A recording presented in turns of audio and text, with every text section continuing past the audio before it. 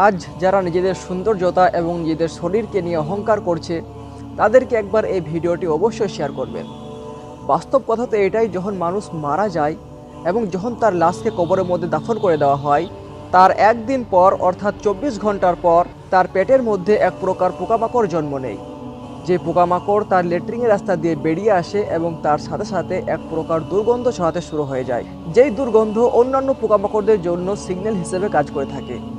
এবং সমস্ত পোকামাকড়রা তার শরীরের দিকে আসতে থাকে এবং তার শরীরে মাংস খেতে শুরু করে দেয়। এবং আপনারা জানলে আশ্চর্য হবেন যে মৃত্যু লাশকে কবরের মধ্যে দাফন করে দেওয়ার 3 দিন পর সর্বপ্রথম তার নাকের অবস্থা খারাপ হয়ে যায় এবং 6 দিন পর সমস্ত আঙ্গুলের নখ খসে পড়ে যেতে শুরু হয়ে যায়